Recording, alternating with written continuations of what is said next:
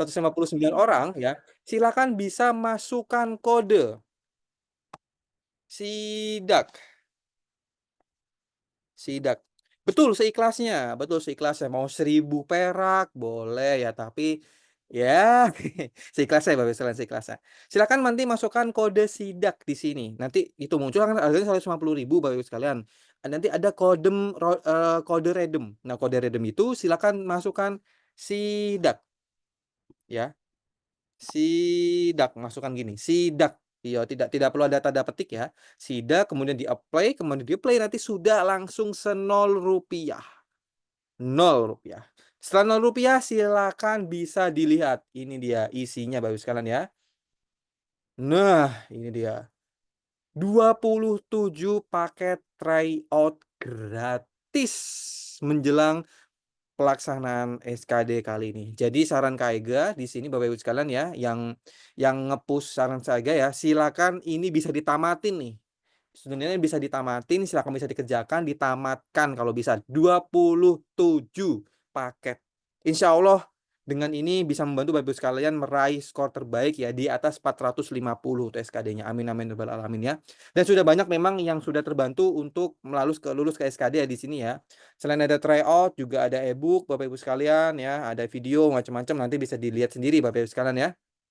Nah, ini dia ya. Seperti itu Bapak Ibu sekalian. Jadi silakan ya bisa dicoba ya, silakan gunakan kode SIDAK ya, seperti itu. Oke? Rekamannya nanti Kak, rekamannya nanti malam rekamannya.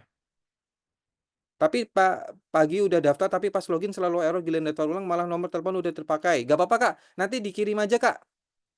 Dikirim aja emailnya, itu channel seperti apa gitu. Terakhir lulus SKD cuma nilai 389. Waduh, kurang Kak, Kris 389.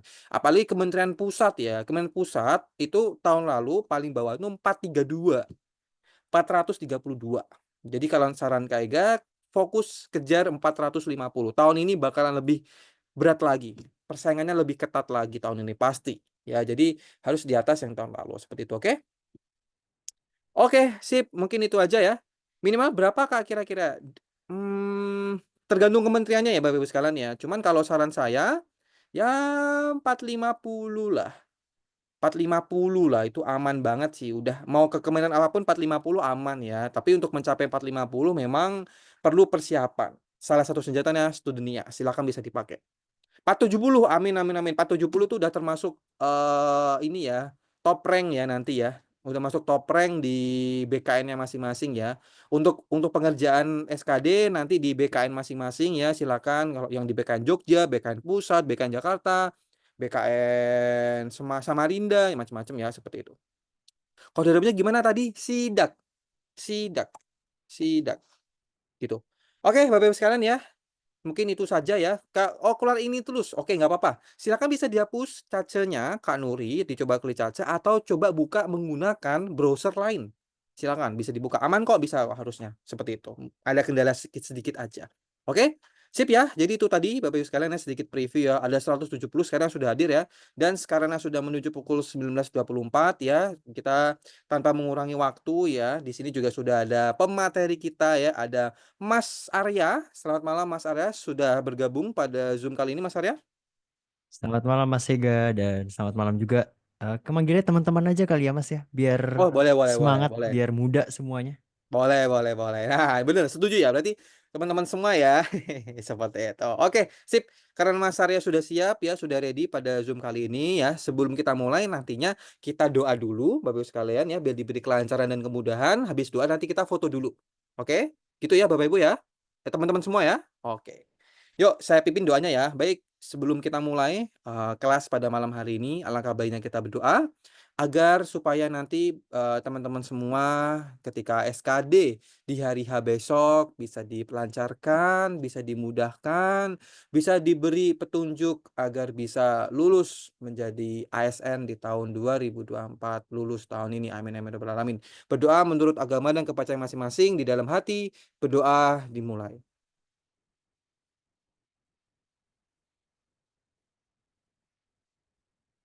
Amin. Berdoa tidak pernah cukup. Oke, silakan yuk mari Bapak Ibu sekalian kita foto terlebih dahulu. Silakan. Boleh Bapak Ibu? teman-teman semua yang tidak terkendala terkait kamera ya, boleh silakan bisa dinyalakan. Boleh, mari silakan Bapak Ibu, teman-teman semua.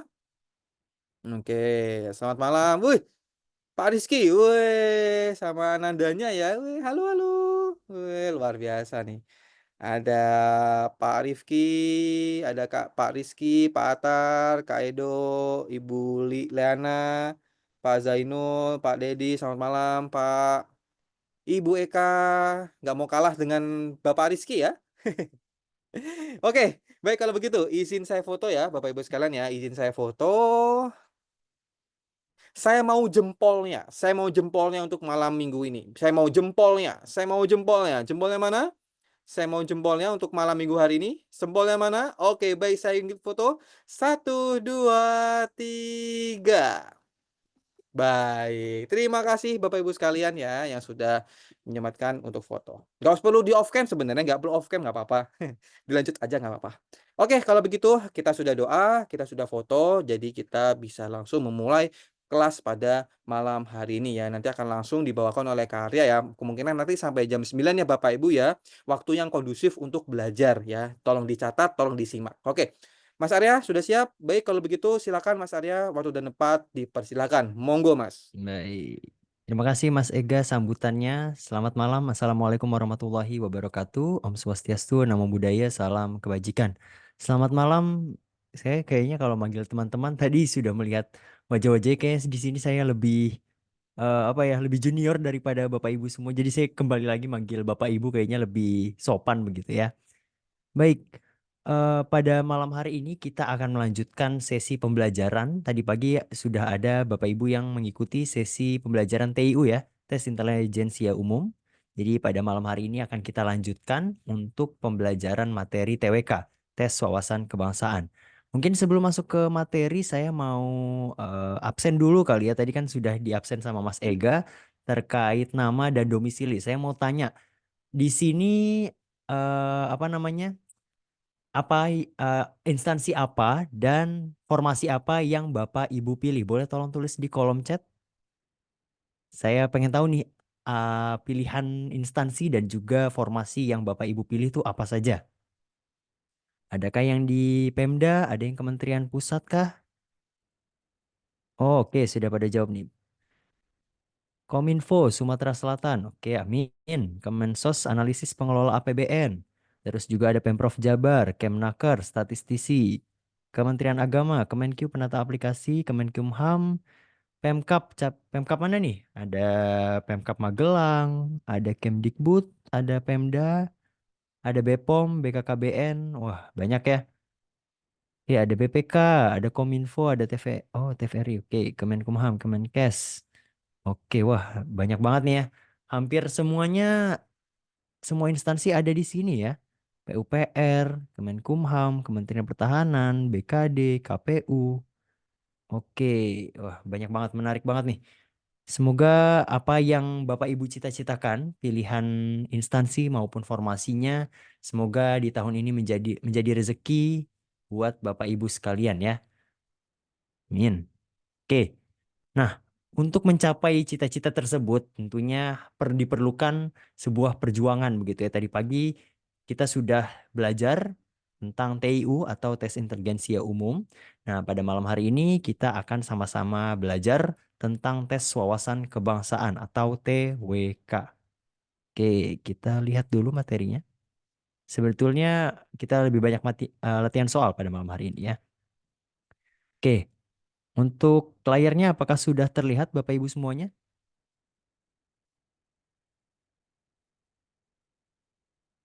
Apakah sudah terlihat layarnya? Sudah ya? Oke, siap. Baik, kita kita mulai ya.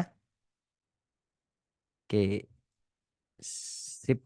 Nah, pada malam hari ini kita akan belajar tentang tes wawasan kebangsaan. Jadi lebih banyak latihan soal. Nanti saya akan melemparkan soal kepada Bapak Ibu semua. Bapak Ibu semua boleh bantu menjawab dan nanti kita akan diskusi. Kita akan membahas tentang soal yang sudah dikerjakan. Begitu ya sistemnya ya. Soalnya kalau sudah Hamin 2, Hamin 4, serasa sudah tidak efektif lagi kalau kita belajar dari nol. Menurut saya kalau tidak efektif lagi kalau kita belajar lagi konsep dasarnya itu sudah pasti tidak ada yang masuk ke dalam otak. Lebih baik kita langsung latihan soal saja karena lebih masuk gitu ya materinya kalau misalkan kita langsung ke latihan soal. Kakaknya kurang keras suara Zoom-nya. Oh, sorry, sorry. Bentar ya. Cek, cek. Apakah sudah lebih jelas suaranya teman-teman? Bapak Ibu semuanya? Oke, sudah lebih jelas ya. Siap. Oke, sebelumnya tak kenal maka tak sayang. Izinkan saya memperkenalkan diri terlebih dahulu. Bapak Ibu semuanya, Assalamualaikum warahmatullahi wabarakatuh. Perkenalkan, saya Arya Kusuma Dewa, panggilannya boleh Kak Arya. Saya adalah alumni dari PKN STAN. Tahun masuk saya 2019 dan saya jadi CPNS di Komisi Pemberantasan Korupsi RI, KPK RI. Ada yang memilih instansi KPK juga dari tahun 2023 sampai saat ini. Jadi baru di tahun 2024 saya dilantik sebagai PNS begitu ya. Alhamdulillah kemarin di bulan Februari. Prestasi saya pernah menjadi terbaik 6 duta bahasa nasional dan terbaik 1 duta bahasa DKI Jakarta di tahun 2021. Mungkin itu saja untuk perkenalan awalnya. Nanti kita bisa sambil jalan lah ya. Oke, kita masuk ke nah, kita masuk ke materi awal terlebih dahulu. Kita masuk ke bagaimana strategi, cara mengatur strategi supaya Bapak Ibu semuanya bisa mendapatkan skor yang maksimal ketika nanti pengerjaan SKD. Jadi mungkin sedikit cerita dulu ya. Tahun saya 2019 itu SKD saya 393 kalau saya tidak salah ingat. Itu berbeda dengan yang sekarang karena sekarang itu kan lebih banyak soalnya. Jadi apa namanya? Jumlah soalnya lebih banyak makanya skornya juga jauh lebih besar begitu. Di tahun saya itu 393 ya bisa dibilang tengah-tengah lah seperti itu. Nah, saat ini eh, skor yang harus kita incar itu harus di atas 400 Bapak Ibu semuanya. Kita lihat di sini ya. NAB ada materi NAB target wajib benar dan total skor. Coba saya sambil coret-coret di sini sedikit. Ada materi NAB target wajib benar dan total skor. Di sini materinya materi penyusun SKD. Jadi SKD itu terdiri atas 3 subtes. Ada TWK, ada TIU, dan juga ada TKP. Yang pada malam hari ini kita akan belajar sama-sama adalah TWK. Yang tadi pagi sudah dipelajari adalah TIU ya. Nah, NAB itu apa Kak? NAB itu adalah nilai ambang batas atau istilahnya adalah KKM. Jadi KKM atau nilai minimum yang harus dicapai adalah ini 65 untuk TWK, TIU untuk TIU skornya harus minimum 80 dan TKP 166. Wah, cukup beda ya. Cukup jauh jumlahnya bedanya antara TWK, TIU maupun TKP. Yang paling besar adalah TKP. Nah, ini target wajib benar untuk mencapai nilai 115 berapa jumlah soal yang Bapak Ibu harus wajib benar, wajib menjawab dengan benar. Harus 23 soal minimal. Kalau untuk TIU harus 25. Kalau untuk TKP harus 40. Nah, kalau mendapatkan wajib benar 23 untuk TWK, total skornya adalah 115. Kalau TIU-nya soal yang betulnya ada 25, mendapatkan 125 dan kalau TKP ada 40 soal yang tepat dijawab, mendapatkan skor 200 dan hasil total skor yang akan Bapak Ibu raih adalah 440. Nah, ini sudah dapat kita kategorikan sebagai ya bisa dibilang aman lah ya untuk nilai SKD-nya kalau di atas 400 begitu. Nah, kita lihat di sini. TKP adalah raja. Maksudnya bagaimana Kak TKP adalah raja? Kita lihat di sini urutannya TWK, TIU, TKP. Kita lihat di sini. Apabila nilai TKP, TIU, dan TWK-nya sama persis, maka diikutkan semua peserta yang berada pada ambang batas jumlah kebutuhan formasi ke dalam tahap seleksi kompetensi bidang gitu. Jadi kalau misalkan ada yang nilai TKP, TIU, atau TWK-nya sama persis begitu, jadi ada peserta, misalkan ada 5 peserta yang memiliki skor TKP, TIU, dan TWK-nya tuh sama persis totalnya begitu. Jadi semuanya itu nanti akan diikutkan dan ke tahap seleksi kompetensi bidang atau SKB begitu ya.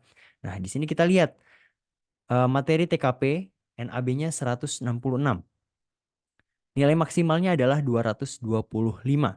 atau persentase NAB atau nilai maksimalnya adalah 69,4%.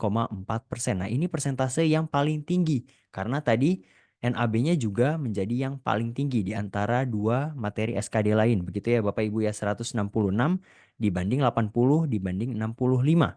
Kita lihat di sini.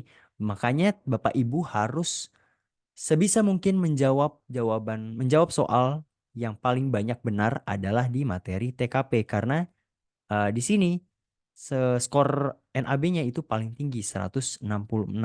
Dan TKP juga menyumbang poin terbesar dalam kumulatif atau keseluruhan dari skor SKD sebanyak 69,4%.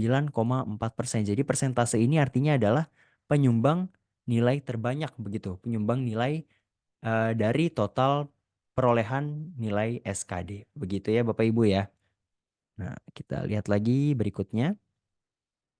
Ini kita belum masuk ke materi ya, kita pengantar dulu.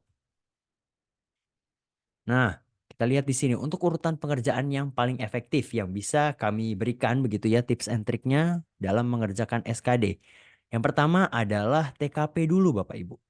TKP eh, langsung loncat ke nomor 66. Kenapa harus mengerjakan TKP dulu Bapak Ibu? Karena TKP itu bacaannya cukup panjang. Soalnya itu cukup panjang dan berbelit-belit soalnya seperti itu. Jadi kalau dikerjain pertama kali dengan kondisi Bapak Ibu baru pertama kali masuk ke ruangan begitu ya, sudah pasti lebih fresh dalam mengerjakannya, lebih fokus, lebih konsentrasi dan apa ya lebih rileks dalam mengerjakannya begitu karena sisa waktunya itu masih banyak dan Bapak Ibu bisa mengerjakannya dengan lebih santai, lebih pede begitu. Tetapi jangan baca berulang-ulang dan mulai dari sekarang latihan untuk skimming. Skimming itu membaca cepat tetapi informasi yang didapatkan itu sudah diperoleh semua begitu. Jadi tidak perlu dibaca secara detail satu persatu kata-katanya, tetapi Bapak Ibu harus belajar untuk menerapkan metode skimming atau membaca cepat gitu ya.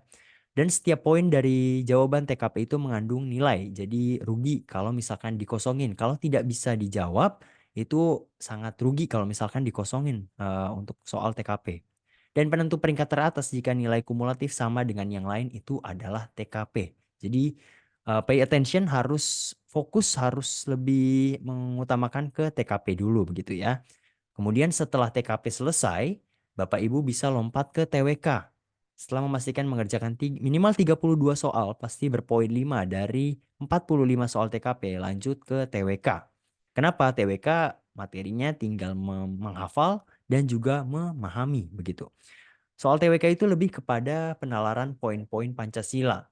Dan juga Bapak Ibu sebaiknya mulai dari sekarang perbanyak artikel kekinian, artikel yang berkaitan dengan wawasan kebangsaan. Dan UUD 1945, pasal-pasal yang sering keluar, itu harus sudah hafal di luar kepala. Tadi Mas Ega juga sudah menyampaikan ada paket tryout gratis untuk Bapak Ibu semua. Jadi bisa dikejar mulai dari malam ini. Seperti itu untuk mengerjakan tipe-tipe soal seperti apa yang nanti bisa menjadi gambaran soal yang akan keluar ketika nanti mengerjakan soal SKD. Jangan berfokus pada satu soal yang susah. Biasanya kita selalu seperti ini ya. Kalau misalkan menemukan soal yang susah, menemukan soal yang sulit, kita akan terlalu berfokus kepada mengerjakan soal tersebut. Jangan ya Bapak Ibu ya. Karena waktu itu di sini sangat berharga. 1 detik bahkan 1 menit pun itu sangat berharga. Dan tidak ada pengurangan jika jawaban soal salah, jadi hindari soal yang tidak terjawab. Jadi jangan sampai ada soal yang kosong karena rugi banget gitu ya. Nah, jawabannya nilainya antara 0 atau mendapatkan poin. Jadi mending diisi saja begitu. Kalau misalkan memang benar-benar tidak tahu jawabannya diisi saja. Se menggunakan logika mungkin ya jawabnya aja, tapi jangan ngasal juga gitu. Nah, barulah di akhir setelah mengerjakan TKP dan TWK, barulah Bapak Ibu mengerjakan TIU. Kenapa? Karena setelah memastikan mengerjakan minimal 14 soal benar dari 30 soal TWK, di akhir penutupan itu kita mengerjakan TIU. TIU itu pastinya kita membutuhkan kertas coretan dan juga butuh waktu untuk mengerjakan. Jadi dikerjakan di akhir itu agar lebih leluasa. Tapi yang perlu diingat adalah handle waktu dengan seefektif mungkin ya Bapak Ibu ya. Jadi jangan terlalu berfokus di TKP ataupun TWK sampai lupa mengerjakan TIU-nya. Nah, hafalkan konversi perbandingan ke desimal. Misalkan setengah sama dengan 0,5. 3/4, 0,75, 4/3, 1,5. Itu akan sangat menghemat waktu Bapak Ibu semuanya. Dan juga jangan terpaku dengan soal HOTS yang tidak bisa dipecahkan. Tandain dulu dan juga di skip ke soal yang lebih mudah di soal-soal selanjutnya gitu. Dan pastikan jangan terburu-buru dan baca instruksi setiap soalnya begitu. Jangan sampai salah kalau misalkan ditanya, kecuali ada jebakan juga apa namanya? Selain itu biasanya seperti itu ya, ada jebakan-jebakan di akhir soalnya. Nah, begitu ya. Namanya juga strategi. Nah, ini kita lihat di poin di sini ya. Namanya juga strategi. Ini kami menyampaikan strategi ini karena ini adalah strategi yang paling realistis untuk diterapkan oleh Bapak Ibu semuanya. Dan Bapak Ibu bisa menerapkan strategi ini dimulai dari pengerjaan tryout. Tadi sudah disampaikan untuk apa namanya akun yang bisa digunakan untuk mendapatkan akun tryout gratis. Bapak Ibu bisa mencoba apakah metode ini tepat dan bisa digunakan oleh Bapak Ibu semua, atau mungkin Bapak Ibu memiliki metode lain yang lebih efektif ketimbang yang sudah saya sebutkan di sini gitu ya. Jadi tidak ada salah atau benar metode mana yang paling tepat, melainkan Bapak Ibu bisa menyesuaikan dengan kemampuan Bapak Ibu masing-masing gitu ya. Oke. Nah, di sini dia. Simulasi benar minimal, TIU minimal benar 17 soal, TWK minimal benar 14 soal, TKP minimal benar 34 soal. Nilai lulus itu ada di rentang 425 sampai 550 poin begitu ya. Nilai mati 311 poin. Jadi jangan sampai di bawah 400 begitu ya Bapak Ibu ya. Usahakan di atas 400 di 425 sampai 550 gitu. Pokoknya dikerjakan semaksimal mungkin dan seyakin mungkin. Pokoknya seperti itu. Oke, kita masuk ke bahasan TWK. Di TWK, mungkin Bapak Ibu ada yang baru pertama kali ikut seleksi CPNS, ada yang sudah berapa kali ikut CPNS. Nah, di sini kita mengulang kembali apa saja sih Kak yang dibahas atau diujikan di TWK atau tes wawasan kebangsaan. Jadi ada 5 subtes secara garis besar yang berkaitan dengan TWK. Yang pertama adalah 4 pilar negara. 4 pilar negara itu ada UUD 1945, ada NKRI, dan juga ada Pancasila. Nah, itu pokoknya selalu berkaitan tentang Pancasila, NKRI, dan eh, apa tadi UUD 1945 selalu berkaitan dengan itu. Bahkan sejak sebelum saya melakukan SKD di tahun 2019 selalu soalnya berkaitan tentang itu kalau misalkan TWK. Lalu ada nasionalisme dan juga integritas, kemudian juga ada bela negara, dan yang terakhir adalah bahasa Indonesia begitu ya. Oke, malam ini kita akan coba bahas soal-soal dari kelima subtes ini. Nanti kita akan melihat sejauh apa Bapak Ibu sudah memahami tentang TWK ini, dan kita bahas terkait dengan soal-soal yang akan diujikan nanti. Oke. Nah, kita langsung masuk ke soal pertama ini. Nanti di 5 soal pertama adalah bahasa Indonesia. Bapak Ibu boleh bisa dibaca dulu untuk apa namanya paragraf ini cukup panjang ya. Nah, inilah kenapa dibutuhkan metode skimming. Jadi Bapak Ibu bisa membacanya tuh harus cepat. Kenapa? Karena tadi saya bilang waktu itu sangat berharga. 1 detik itu di SKD sangat berharga, gitu ya. Oke, pertanyaannya adalah gagasan. Kalau misalkan menemukan tipe-tipe soal seperti ini, Bapak Ibu harus melihat soalnya terlebih dahulu. Gagasan utama dalam artikel di atas adalah soalnya seperti itu. Soalnya menanyakan gagasan utama dalam artikel di atas. Oke, kita lihat artikel ini. Boleh, mungkin Bapak Ibu sudah bisa ada yang menjawab begitu? Boleh dibantu di kolom chat. Silakan Bapak Ibu kalau misalkan sudah menemukan jawabannya. Oke, sudah ada yang menjawab B. Oke, udah ada yang menjawab C, E, C. Oke, ada yang jawab E lagi, C. Kita tunggu ya. Silakan Bapak Ibu membaca dulu skimming ya. Metode skimming itu jadi membacanya langsung seret, langsung dari kanan ke kiri, dari kiri ke kanan, langsung dari atas ke bawah begitu. Jangan dibaca per katanya. Langsung dibaca, langsung diserap informasinya gitu ya. Oke, sudah banyak yang menjawab B, C, E. Kita lihat nanti ya. Oke. Oke, sudah ada yang menjawab lagi C, C, C, C, C lah. Oke, kita lihat. Pertanyaannya adalah gagasan utama. Oke, kita lihat ya. Kita kunci jawabannya di apa ya?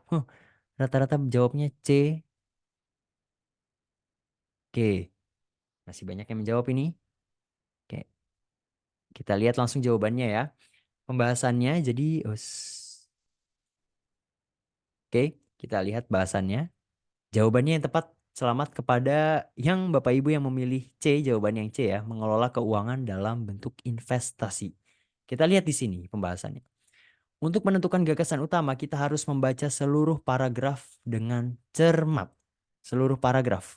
Tadi ya, membaca secara skimming. Jadi langsung dibaca dari atas ke bawah, gitu ya. Dalam satu paragraf, para gagasan utama biasanya terletak di awal, di tengah, atau di akhir paragraf. Nah, kita lihat di sini. Artikel tersebut membahas tentang apa sih? Membahas tentang mengelola keuangan dengan bentuk investasi. Kita lihat di sini ya. Ada berbagai instrumen investasi. Oke, nah di situ ada kata kunci berbagai instrumen investasi. Seperti reksadana, saham, dan deposito itu adalah salah satu instrumen investasi yang disebutkan dalam paragraf ini. Pernyataan tersebut terdapat di awal paragraf di sini ya. Nah, sedangkan di akhir paragraf merupakan penjelas dari paragraf pertama. Oke, berarti sudah jelas ya jawabannya ya. Mengelola keuangan dalam bentuk investasi. Jadi jawaban yang tepat adalah yang C. Jadi dilihat dulu untuk kalimat pertama di setiap paragrafnya, ada juga di kalimat terakhir di paragraf pertama. Begitu ya. Nah, kita lihat lagi di paragraf kedua, kalimat pertamanya apa? Kemudian di paragraf terakhir kalimat terakhirnya apa gitu. Jadi bisa lebih mudah, bisa lebih simpel dalam melihat apa namanya gagasan utamanya begitu ya. Jadi tidak perlu dibaca dari awal sampai akhir. Lihat di kalimat pertama baik paragraf satu maupun paragraf 2 dan juga kalimat terakhir di paragraf satu dan paragraf 2 gitu ya. Oke, kita lanjut ke soal yang kedua. Nah, masih dengan soal yang eh, paragraf yang cukup panjang ya, Bapak Ibu ya. Nah, kita lihat soalnya dulu. Tujuan penulis dalam menulis artikel di atas adalah untuk A, B, C, D, dan E. Menurut Bapak Ibu yang mana setelah membaca paragraf ini? Saya tunggu jawabannya. Silakan Bapak Ibu boleh dijawab di kolom chat ya. Nanti kita bahas lagi kayak tadi. Oke, sudah ada yang menjawab C, ada yang menjawab B, C lagi, B lagi. Kita lihat C, memberikan informasi mengenai produk investasi yang dapat dikelola oleh pemula. Kalau yang B, memberikan pernyataan bahwa teknologi memudahkan siapapun untuk berinvestasi. Oke, kita lihat nanti ya.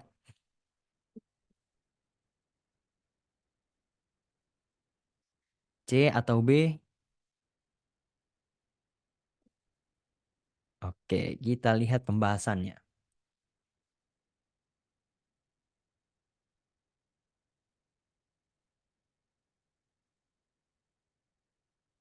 Oke, kita lihat pembahasannya ya.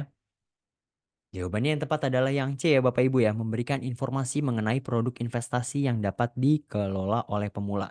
Jadi, kalau Bapak Ibu lihat teks di sini, kita harus memahami teks secara keseluruhan dan menyimpulkan topik utama. Tadi gagasan utamanya sudah jelas ya. Nah, kita lihat di sini. Kita bandingkan ya antara opsi B dengan opsi C. Opsi B memberikan pernyataan bahwa teknologi memudahkan siapapun untuk berinvestasi. Oke, kita lihat di sini. Di teks ini lebih cenderung membahas tentang instrumen atau produk-produk investasi yang ada, begitu ya Bapak Ibu ya. Di sini kita lihat ada membahas tentang saham, ada membahas tentang deposito, ada juga membahas tentang apa lagi tadi ya?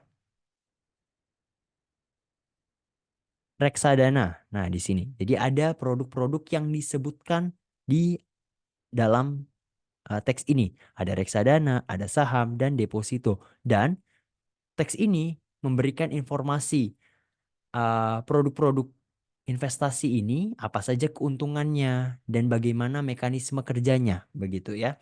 Nah, kalau misalkan yang B, teknologi memudahkan siapapun untuk berinvestasi. Itu hanya ada di kalimat Kalimat keberapa ini? Kalimat kedua, begitu Bapak Ibu.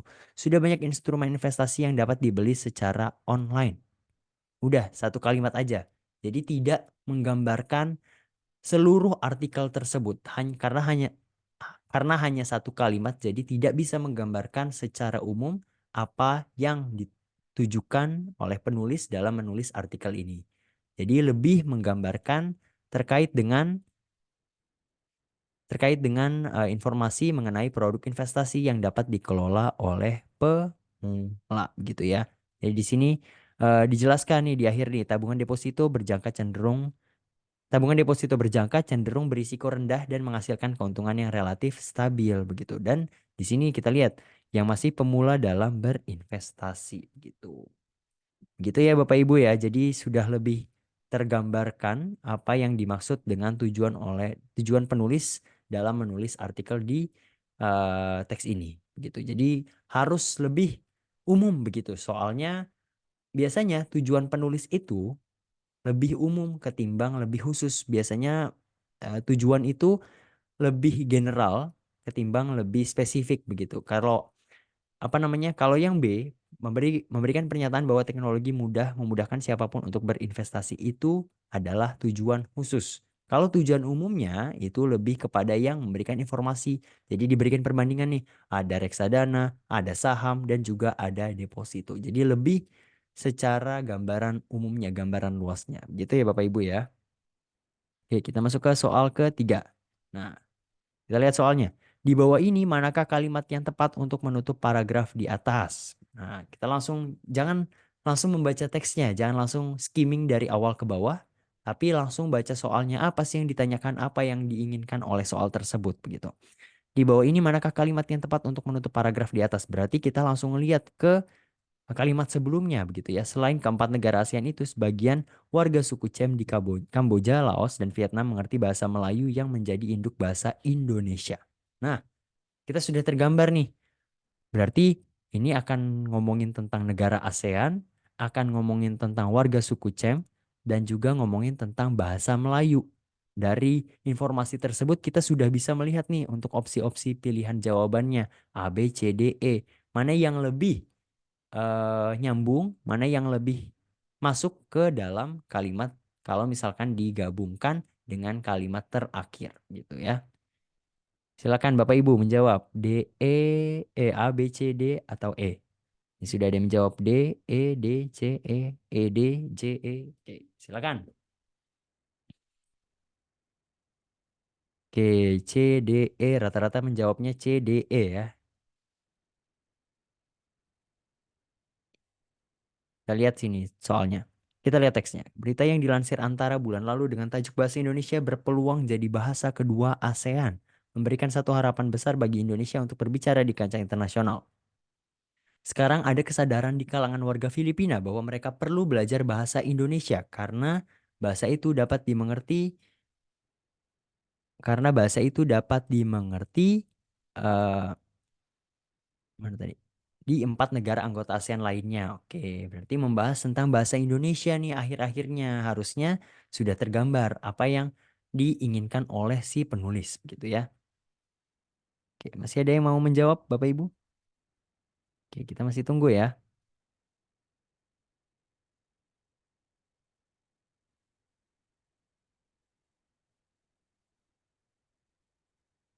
Oke, kita lihat pembahasan dan jawabannya. Jawaban yang tepat adalah yang B, Bapak Ibu. Kita lihat di sini. Dengan demikian jelaslah bahwa bahasa Indonesia menjadi bahasa yang diidamkan di kawasan ASEAN. Kita lihat di sini. Kalimat yang tepat untuk menutup paragraf tersebut adalah dengan demikian bla bla bla bla bla sampai ASEAN. Dapat dilihat dari kalimat sebelumnya yang menyatakan bahwa bahasa Indonesia dapat dimengerti oleh beberapa negara anggota ASEAN. Teristimewa adanya kesadaran warga Filipina untuk belajar bahasa Indonesia gitu. Kita lihat tadi Bapak Ibu banyak yang menjawab jawaban yang D ya. Untuk itu perlu diupayakan agar bahasa Indonesia menjadi bahasa utama ASEAN. Oke. Nah, coba saya tanya dulu tadi siapa yang menjawab D? Banyak nih yang menjawab D. Kenapa? Coba yang menjawab D tadi kenapa Bapak Ibu memilih jawaban yang D? Saya penasaran, kenapa sih bisa memilih jawaban yang D? Untuk itu perlu diupayakan agar bahasa Indonesia menjadi bahasa utama ASEAN. Gitu. Coba kejauhan mikirnya Kak. Oke. Nah, di sini ya teman-teman ya, kalau misalkan menemukan soal seperti ini, kita harus lihat secara gambaran besarnya teks ini membicarakan tentang apa. Tadi setelah kita membaca kalimat terakhirnya tentang apa, kita langsung skimming tuh. Kita langsung skimming teks ini membicarakan tentang apa. Di akhir tadi, eh, kita melihat kalau misalkan membahas tentang negara ASEAN, membahas tentang suku Chem di Kamboja, Laos, dan Vietnam mengerti bahasa Melayu yang menjadi induk bahasa Indonesia. Nah, ketika kita skimming, kita mendapatkan informasi bahwa teks ini membicarakan kalau bahasa Indonesia diwacanakan untuk menjadi bahasa kedua di ASEAN, begitu Bapak Ibu ya. Nah, eh, selain itu, selain ada wacana bahasa Indonesia menjadi bahasa kedua ASEAN, begitu ya. Kemudian kita lihat ada informasi kalau di warga Filipina itu mereka ternyata sudah belajar bahasa Indonesia loh karena bahasa Indonesia itu sudah bisa dimengerti di 4 negara anggota ASEAN lainnya, contohnya Brunei, Malaysia, Singapura, dan Thailand. Nah, selain negara-negara tersebut juga warga suku Cem yang ada di Kamboja, Laos, dan Vietnam mengerti bahasa Melayu yang menjadi induk bahasa Indonesia. Makanya kenapa kita gabungkan informasi yang pertama kita dapat bahwa bahasa Indonesia itu diwacanakan akan menjadi bahasa pengantar atau bahasa kedua ASEAN. Terus kita gabungkan informasi kedua. Informasi kedua apa? Informasi kedua bahwa banyak warga negara-negara lain, WNA, warga negara asing di negara lain itu sudah mengerti bahasa Indonesia dan juga bahasa Melayu yang menjadi induk dari bahasa Indonesia. Kita gabungkan antara keduanya. Kita lihat opsinya antara A, B, C, dan D, dan E begitu ya. Di opsi yang B, dengan demikian jelaslah bahwa bahasa Indonesia menjadi bahasa yang diidamkan di kawasan ASEAN. Nah, kenapa opsinya yang B? Karena informasi yang pertama tadi kita membahas tentang bahasa kedua ASEAN. Bahasa Indonesia menjadi bahasa kedua ASEAN dan bahasa Indonesia itu sudah bisa dimengerti oleh banyak warga negara asing. Makanya kita harus menggabungkan antara kedua informasi yang tadi sudah diperoleh begitu ya. Makanya didapatkanlah kesimpulan bahwa dengan demikian jelaslah bahwa Indonesia menjadi bahasa yang diidamkan di kawasan ASEAN. Itu. Soalnya kalau misalkan yang D untuk itu perlu diupayakan agar bahasa Indonesia menjadi bahasa utama ASEAN. Nah, tadi kita tidak membahas tentang upaya-upaya yang eh, berkaitan tentang bahasa Indonesia sebagai bahasa kedua ASEAN. Jadi tidak ada korelasi atau tidak ada hubungannya ya. Tidak ada paragraf yang bisa menyambungkan, tidak ada kalimat yang bisa menyambungkan kalau kalimat sebelumnya itu diupayakan. Upaya apa? Memang upaya seperti apa yang diinginkan begitu. Jadi tidak nyambung bisa dibilang seperti itu. Makanya jawaban yang tepat adalah yang B. Begitu ya Bapak Ibu ya. Semoga bisa dimengerti informasi. Jadi gabungkan informasi yang pertama dengan informasi yang kedua gitu. Makanya bisa didapatkan kesimpulan jawabannya yang B begitu. Kita lihat ada triknya nggak Kak? Triknya sering-sering apa namanya? Sering-sering melatih soal seperti ini ya teman-teman ya Bapak Ibu ya. Karena ini memang butuh jam terbang yang cukup tinggi. Kalau misalkan baru sekali dua kali mengerjakan memang sulit menemukan polanya. Makanya harus dibiasakan terlebih dahulu kalau misalkan membaca tipe-tipe soal yang seperti ini. Begitu.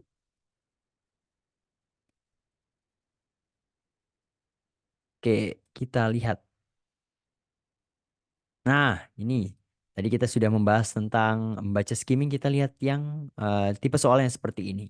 Paragraf eksposisi artinya adalah menunjukkan nih bagaimana caranya begitu. Boleh Bapak Ibu silakan dijawab ya. Urutan petunjuk yang benar itu urutannya dari angka dimulai dari angka berapa dan diakhiri angka berapa. Silakan bisa dijawab ya Bapak Ibu ya.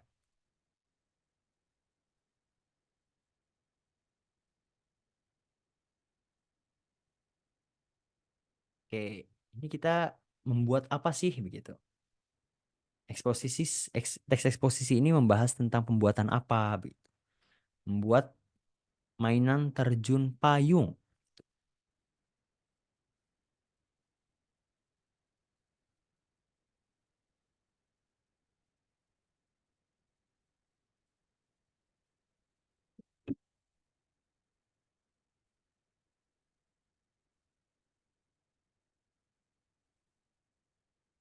Oke, kita lihat jawaban dari Bapak Ibu semuanya. Oke, sepertinya urutannya ada yang salah. Oke, kita lihat nanti ya. Iya, nomor satu harusnya di awal. Oke, oke, coba kita lihat pembahasan soalnya terlebih dahulu. Hah, jawabannya betul ya. Yang menjawab A, B, C, D, dan E itu ternyata terkecoh Bapak Ibu semuanya. Kenapa? Karena tadi ada yang bilang nih, sepertinya urutannya ada yang salah. Selamat nih. Yang sudah menjawab urutannya ada yang salah berarti memang sudah teliti, sudah memahami kalau misalkan eksposisi, paragraf eksposisi itu apa namanya?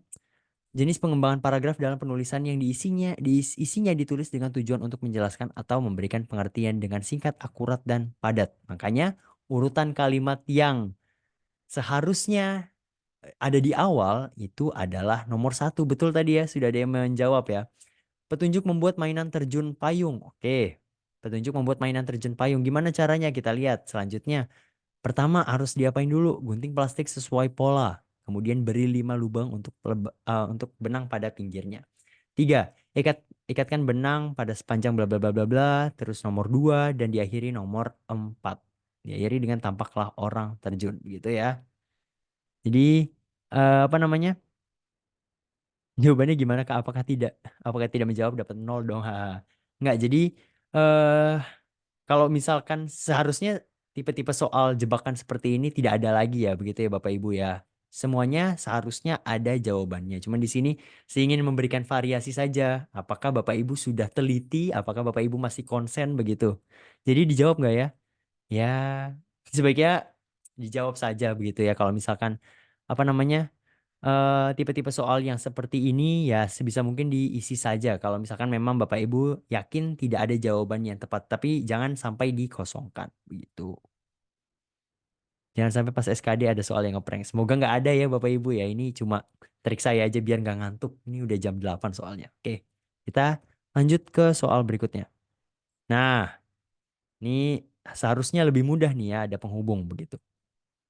Kata penghubung yang tepat melengkapi kalimat tersebut adalah, nah biasanya masih banyak yang keliru di antara Bapak Ibu semuanya, begitu. Kita lihat, bla bla bla bla berteriak dijadikan senjata oleh anak. Para ahli menyarankan bla bla bla orang tua tidak langsung merespon teriakan anak. Bla bla bla bla memberitahukannya bahwa berteriak bukan cara berkomunikasi yang tepat. Kita tunggu jawaban dari Bapak Ibu semuanya. Ada yang menjawab A, ada yang menjawab C, ada yang menjawab B. Oke, kita lihat. Apakah jawabannya tidak ada lagi seperti yang tadi? Enggak ya, seharusnya ada nih jawabannya. Saya B, bebek. Oke, kita lihat jawabannya. Yang B, jika agar tetapi. Jika berteriak dijadikan senjata oleh anak, para ahli menyarankan agar orang tua tidak langsung merespons teriakan anak. Tetapi memberitahukannya bahwa berteriak bukan cara berkomunikasi yang tepat. Kita lihat.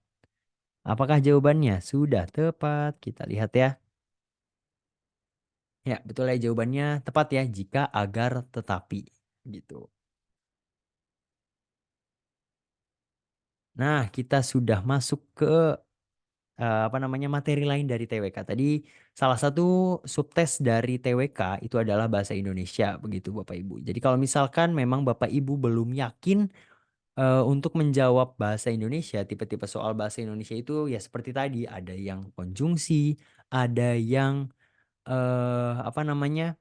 Ada tipe soal yang harus membaca skimming, ada juga tipe soal yang membuat paragraf begitu ya, menyusun paragraf. Nah, kalau misalkan Bapak Ibu belum yakin untuk menjawab soal bahasa Indonesia itu bisa di skip dulu begitu, ditandai dulu, baru dilanjut ke tipe-tipe soal yang lain gitu, yang lebih mudah untuk dijawab. Nah, kita masuk ke soal berikutnya. Pihak yang berhak untuk melakukan peradilan kasasi dalam sistem peradilan negara RI adalah A, B, C, D, atau E. Kita lihat. Oh, sudah banyak yang menjawab nih. D. Oke, oke, oke, oke. Kita lihat ya. Wah, sudah semangat banget ternyata kayaknya Bapak Ibu. Kita lihat jawaban yang tepat adalah yang jeng jeng jeng jeng. Jawabannya betul ya, yang D ya, Mahkamah Agung. Ternyata memang kalau misalkan tipe-tipe soal seperti ini mungkin lebih mudah untuk dijawab begitu buat Bapak Ibu ya. Pengertian kasasi adalah pembatalan atas keputusan pengadilan-pengadilan terdahulu. Jadi yang membatalkan pengadilan-pengadilan yang di masa lampau itu ada di namanya kasasi. Peradilan kasasi merupakan tempat menggugat keputusan hakim pada pengadilan sebelumnya. Jadi kayak contohnya misalkan kasusnya kopi sianida kemarin begitu kan, itu akan diajukan kasasi. Kenapa? Karena ya apa namanya pihak eh, tergugat begitu, pihak dari Jessica Wongso itu merasa kalau misalkan itu dia tidak bersalah. Nah, itu makanya dia perlu mengajukan kasasi. Jadi untuk membatalkan keputusan hakim di tempat pengadilan sebelumnya begitu. Jadi pengertian peradilan kasasi seperti itu ya Bapak Ibu ya. Ya, namanya PK, peninjauan kembali. Nanti hasil akhirnya adalah kasasi gitu. Untuk dapat mengajukan peradilan kasasi, seseorang harus mengajukan ke yang namanya Mahkamah Agung atau MA. Jadi jawabannya yang tepat adalah yang D begitu. Jadi Mahkamah Agung tujuannya untuk peradilan kasasi gitu ya. Untuk membatalkan atau menggugat apa namanya? Yang keputusan hakim pada pengadilan-pengadilan sebelumnya seperti itu. Jadi jawabannya sudah tepat ya, Mahkamah Agung ya. Oke, lanjut. Pancasila merupakan kepribadian bangsa Indonesia. Maksud ungkapan tersebut adalah A, B, C, D, atau E. Nah, ini masuk ke 4 pilar. Materinya adalah Pancasila gitu. Oke, apakah yang A, apakah yang B, C, D, atau E? Semua rakyat Indonesia berperilaku dengan baik. Tradisi bangsa Indonesia berbuat sesuai dengan norma, memberi corak khas bagi bangsa Indonesia, diwarisi oleh nenek moyang. Bangsa asing mengenal Indonesia dari kepribadiannya. Kita tunggu jawaban dari Bapak Ibu semuanya. Oke, ada yang menjawab A, B, C, dan D. Oke. Oh, Mas Pak Nando Andri kayaknya bersemangat banget nih. Ngirim jawabannya berulang-ulang kali. Oke, ada yang menjawab C, ada yang menjawab B, ada yang menjawab A. Oke, kita lihat pembahasan soalnya ya. Jawaban yang tepat adalah apa? Jawaban yang tepat adalah yang C ya Bapak Ibu ya, yang cicak ya, memberikan corak khas bagi bangsa Indonesia. Jadi pembahasannya, Pancasila merupakan kepribadian bangsa Indonesia. Artinya adalah corak khas begitu. Jadi kalau misalkan ketemu kepribadian bangsa Indonesia selalu berkaitan dengan corak khas bagi bangsa Indonesia. Ungkapannya seperti itu. Ini selalu apa ya menjadi pakem begitu ya Bapak Ibu ya. Ini sudah apa namanya dari masa dari masa ke masa selalu seperti itu. Jadi kalau misalkan ketemu soal yang kepribadian bangsa Indonesia artinya adalah corak khas begitu ya. Lanjut ke soal selanjutnya. Nah, masuk ke UUD 1945. Dalam UUD 1945 pasal 30 ayat 1 dan 2 terdapat beberapa hal yang harus dipahami yaitu kecuali, ada kecualinya hati-hati. Yang A, B, C, D atau E. Silakan.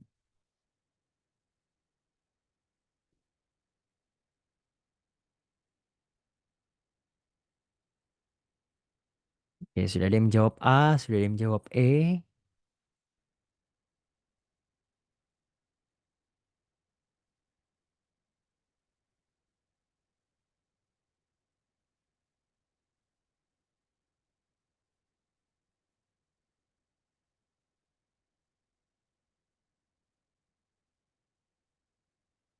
Oke, kita kunci jawabannya ya. Baik, kita lihat jawaban yang tepat itu apa dan pembahasannya seperti apa. Jawaban yang tepat adalah yang A ya. Ini kecuali Bapak Ibu. Jawabannya adalah yang A, kedudukan rakyat dalam pertahanan keamanan sebagai kekuatan inti. Nah, kita lihat begitu ya. Bunyi pasal 30 UUD 1945 itu apa sih, Kak? Jadi bunyi pasal 30 UUD 1945 adalah seperti ini bunyinya. Tiap-tiap warga negara berhak dan wajib ikut serta dalam usaha pertahanan dan keamanan negara. Usaha pertahanan dan keamanan negara dilaksanakan melalui sistem permesta di apa namanya di apa namanya komponen utamanya adalah TNI. Komponen cadangannya adalah Polri atau Kepolisian Republik Indonesia dan komponen terakhir adalah kekuatan pendukung. Komponen pendukung itu adalah rakyat Indonesia, seluruh masyarakat Indonesia. Jadi Dalam UUD 1945 pasal 30 ayat 1 dan 2 terdapat beberapa hal yang harus dipahami yaitu kedudukan rakyat Indonesia dalam pertahanan dan keamanan itu sebagai pasukan inti. Padahal pasukan inti itu, kekuatan utama itu masih ada di tangan TNI atau Tentara Negara Indonesia gitu ya. Jadi apa namanya? eh Kalau misalkan masih ada yang menganggap rakyat Indonesia itu adalah komponen utama, jadi harus diganti tuh apa namanya pemikirannya karena masyarakat itu, rakyat itu ada di komponen cadangan gitu ya. Komponen komponen pendukung, sorry, komponen cadangan itu Polri, komponen utama itu adalah TNI gitu ya. Banser dan Banser sama Muda Pancasila masuk komponen apa? Ke komponen logistik. Permesta justru pelatih. Ya, jadi B, C, D, E pasti jawabannya yang salah begitu ya. Karena apalagi E, semua jawaban A, B, C, D benar. Tuh.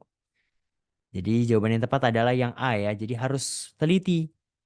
Ada kata kecualinya begitu. Karena percuma saja kalau misalkan kita sudah yakin dengan jawaban kita, tapi ternyata kita salah baca soal. Jadi nilainya malah nggak dapat begitu ya Bapak Ibu ya. Oke, kita lihat lagi soal berikutnya. Nah, selalu membina. Nah, ini masuk ke soal tipe analisis nih, masuk ke tipe soal yang apa namanya? Apa namanya ya? Masuk ke tipe soal yang membutuhkan eh, analisis apa namanya? Bukan hafalan lagi begitu. Selalu membina kerukunan persatuan kesatuan di lingkungannya serta mencintai budaya bangsa di atas kepentingan pribadi, keluarga dan golongan merupakan cerminan dari jati diri, kerelaan berkorban, cinta tanah air, sadar bernegara atau sadar berbangsa, Bapak Ibu. Silakan dijawab. Eh, kok sudah muncul jawabannya? Jawabannya yang tepat yang C. Ini saya kepencet ternyata. Jawabannya tepat yang C ya, cinta tanah air gitu. Jadi, sebentar kursor ya. Oke. Selalu membina kerukunan, persatuan, dan kesatuan di lingkungannya serta mencintai budaya bangsa itu termasuk ke dalam cinta tanah air. Jadi pencerminan dari cinta tanah air itu bisa diimplementasikan dalam aktivitas-aktivitas yang disebutkan ini. Membina kerukunan, persatuan, kesatuan di lingkungan, serta mencintai budaya bangsa di atas kepentingan pribadi, keluarga, dan golongan. Gitu. Oke, lanjut. Setiap negara atau bangsa berkepentingan mengusung nasionalisme sebagai identitas yang harus dipertahankan dan dipelihara konsistensinya, terutama dalam hal, nah ini butuh penalaran lagi nih Bapak Ibu nih. Setiap negara atau bangsa berkepentingan mengusung nasionalisme sebagai identitas yang harus dipertahankan dan dipelihara konsistensinya, terutama dalam hal A, B, C, D, atau E. Ada sistem hukum tata negara, spirit mental, ada kemajuan aplikasi teknologinya, simbol kekuatan pertahanan dan persenjataannya, ada syair lagu kebangsaannya. Silakan. Ada yang jawab A, ada yang jawab B, ada yang jawab D, ada yang jawab E. Oke, wih, wih, semangat banget nih, Pak Nando. Pelan-pelan, Pak. Hati-hati. Oke, kita lihat ya. Kita kunci jawabannya. Oh, masih ada yang jawab.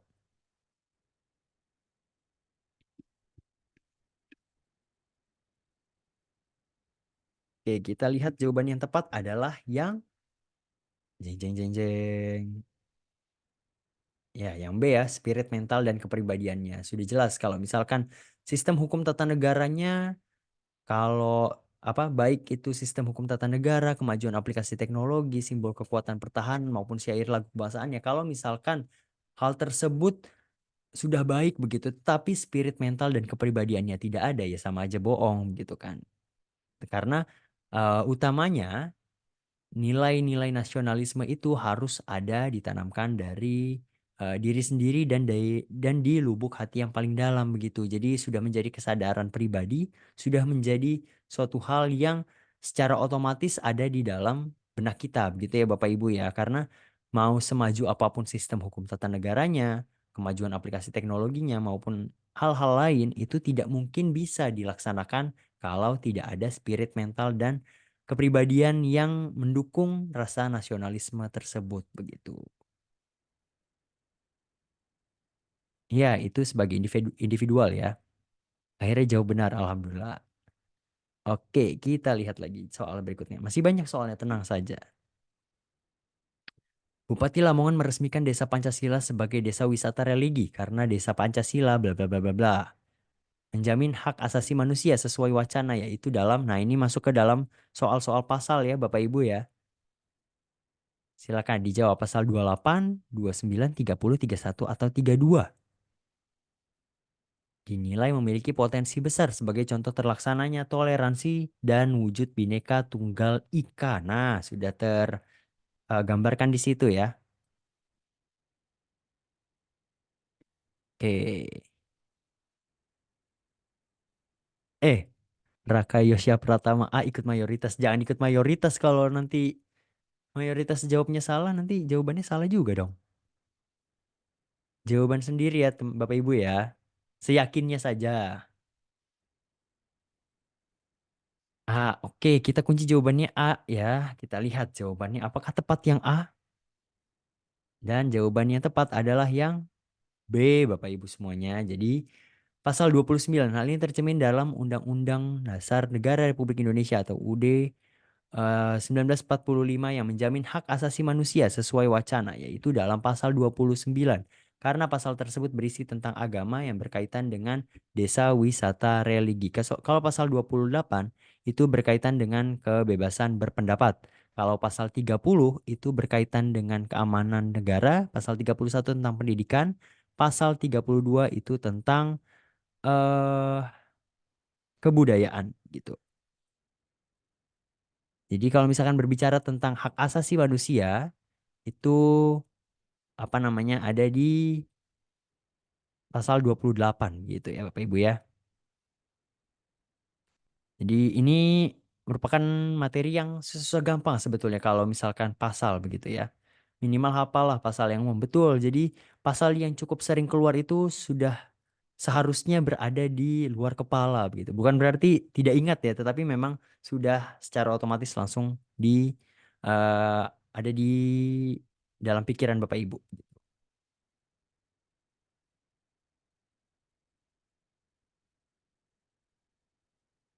Oke, kita lanjut ke soal berikutnya. Nah, ini masuk ke studi kasus ya. Sebuah toko kue menjadi viral. Nah, kita sekarang apa-apa harus viral ya Bapak Ibu ya kalau misalkan ada suatu kasus begitu. Sebuah toko kue menjadi viral karena apa? Karena memberikan perlakuan diskriminatif kepada pelanggan. Nah, dalam UU, perlakuan diskriminatif ini tentu saja dilarang tegas. Sebagaimana dikutip dari UU nomor 8 tahun 1999 tentang UU bla bla bla bla. Diatur tegas bahwa hak konsumen adalah mendapatkan layanan tanpa diskriminasi apapun. Pasal 4 huruf G bla bla bla bla. Kita lihat soalnya. Sebenarnya hal ini tidak akan terjadi apabila toko kue tersebut mengimplementasikan nilai-nilai Pancasila, khususnya sila. Nah, sebetulnya soalnya simpel ya. Apa dia pertanyaan utamanya itu hanya kalau misalkan sila di Pancasila ini diterapkan, kasus ini tidak akan terjadi. Sila apa yang dimaksud gitu. Ini penalaran tapi masih yang tipe-tipe mudah ya Bapak Ibu ya. Masih yang tipe awal. Oke, ada yang menjawab B, ada yang menjawab E, ada yang menjawab D. Kita lihat. Jawaban yang tepat adalah jeng jeng jeng jeng B ya, kemanusiaan yang adil dan beradab. Salah satu poin atau implementasi dari sila kedua ini, kemanusiaan yang adil dan beradab itu salah satunya adalah mengakui persamaan derajat, persamaan hak, dan juga kewajiban asasi setiap manusia tanpa membeda-bedakan berdasarkan suku, agama, ras, golongan, jenis kelamin, dan masih banyak lagi lainnya. Begitu. Jadi salah satu implementasi atau praktik dari sila kedua itu adalah tidak membeda-bedakan atau mengakui persamaan derajat di antara umat manusia, di antara masyarakat begitu ya. Jadi jawabannya yang B begitu. Keadilan sosial juga mirip Kak. Keadilan sosial itu lebih kepada apa ya? Kalau keadilan sosial itu eh, memang kalau misalkan kita lihat secara umum ya, kita lihat secara umum memang mirip-mirip begitu antara kemanusiaan yang adil dan beradab dan juga keadilan sosial bagi seluruh rakyat Indonesia. Tetapi kalau keadilan sosial itu lebih kepada antara hak dan kewajiban Bapak Ibu. Kalau misalkan berbicara tentang hak asasi manusia, persamaan derajat, itu lebih kepada pasal 2, sila kedua begitu ketimbang sila kelima begitu ya. Keadilan sosial lebih ke masyarakat, kalau kemanusiaan individu. Ya, betul ya. Jadi lebih skopnya itu lebih personal begitu. Ketimbang kalau yang kelima, keadilan sosial itu lebih luas begitu ya. Oke, paham. Sip. Lanjut ya. Nah, ini trikinya mengerjakan soal-soal SKD atau TWK khususnya itu seperti itu. Kadang menurut kita jawabannya sudah tepat, tapi kok jawabannya itu masih salah sih. Ternyata apa yang kita yakini tepat itu belum sepenuhnya tepat ya Bapak Ibu ya. Jadi harus banyak-banyak berlatih soal begitu. Oke, kita lanjut ke soal berikutnya. Basri mengikuti pemilihan RT. Langsung saja kita lihat soalnya. Sebenarnya hal ini tidak akan terjadi apabila Basri dan simpatisannya mengamalkan Pancasila, khususnya sila yang berlambang. Nah, kita lihat kasusnya. Kenapa sih? Pada saat pemilihan Basri merasa diperlakukan tidak adil sehingga dia dan simpatisannya melakukan mosi tidak percaya, demo, bahkan melakukan intimidasi terhadap panitia seperti meneror dan lain-lain agar menganulir keputusan panitia. Nah, kalau misalkan si Basri ini melaksanakan Pancasila atau mengimplementasikan Pancasila sila ke PIP disensor ya. Itu dia tidak akan seperti itu. Nah, sila yang dimaksud itu seperti apa dan lambangnya apa? Itu pertanyaannya gitu ya. Oke, kita lihat jawabannya. Ada yang menjawab B, ada yang menjawab D, ada yang menjawab E. Oke, jangan sampai keliru. Bintang itu sila keberapa? Kepala banteng sila keberapa? Pohon beringin sila keberapa? Rantai sila keberapa? Padi dan kapas sila keberapa? Jangan sampai terkecoh ya, Bapak Ibu ya. Banteng. Oke, kita lihat ya, kepala banteng. Kita lihat. Ya, jawabannya tepat ya, kepala banteng. Karena tentunya ini berkaitan dengan permusyawaratan dan perwakilan. Begitu. Jadi sila keempat, permusyawaratan dan perwakilan dipimpin oleh hikmat kebijaksanaan dalam permusyawaratan perwakilan. Nah, kalau misalkan si Basri mengamalkan sila keempat tersebut yang diwakilkan atau dilambangkan dengan kepala banteng, tentunya dia tidak akan bersikap atau menempuh jalur yang brutal seperti itu ya Bapak Ibu ya. Begitu. Sila keempat apa sih? Waduh, bahaya nih. Pancasila aja lupa ya. Diingat-ingat lagi Bapak Ibu Pancasila. Sila ke-1 ketuhanan yang Maha Esa. Sila kedua kemanusiaan yang adil dan beradab. Sila ketiga Persatuan Indonesia, sila keempat, kerakyatan yang dipimpin oleh hikmat kebijaksanaan dalam permusyawaratan perwakilan. Sila kelima, keadilan sosial bagi seluruh rakyat Indonesia. Ini saya udah dapat sepeda nih kalau udah ngucapin Pancasila lengkap nih ya. Oke, lanjut ke soal berikutnya ya Bapak Ibu ya. Oke, lambangnya yang dilupa. Kita balik lagi ke soal sebelumnya. Bintang. Saya langsung tanya ke Bapak Ibu aja. Saya tembak ke Bapak Ibu biar Bapak Ibu juga ingat. Bintang itu sila keberapa? Ayo. Sila ke-1 ya, betul. Sila ke-1, ketuhanan yang Maha Esa. Kepala banteng tadi sila keempat. Pohon beringin. Sila keberapa, Bapak Ibu? Betul ya, sila ketiga. Pohon beringin itu Persatuan Indonesia, melambangkan Persatuan Indonesia. Rantai, betul ya, kemanusiaan yang adil dan beradab. Sila kedua. Padi dan kapas. Sila kelima, keadilan sosial bagi seluruh rakyat Indonesia. Gitu ya. Semoga tidak lupa lagi ya yang tadi masih lupa-lupa terkait dengan simbol ataupun lambang yang ada di Pancasila. Kita lanjut ke soal berikutnya. Tujuan utama otonomi daerah. Nah, kita masuk ke otonomi daerah nih Bapak Ibu. Otonomi daerah adalah untuk meningkatkan pelayanan dan kesejahteraan masyarakat menjadi lebih baik. Akan tetapi setelah diberlakukan, nyatanya masih banyak daerah yang masih tertinggal. Di bawah ini adalah faktor yang menyebabkan daerah tertinggal. Kecuali, lihat ada kecualinya ya. Jangan sampai terkecoh lagi, ada kecualinya. SDM dan SDA yang berbeda, tersedianya SDA yang memadai, tidak ada sarana prasarana yang memadai, kurangnya potensi sumber daya alam, adanya praktik korupsi oleh kepala daerah. Ini gampang banget nih harusnya sekali lihat langsung dilihat, langsung ketemu nih jawabannya. Oke, kita kunci jawabannya yang B ya.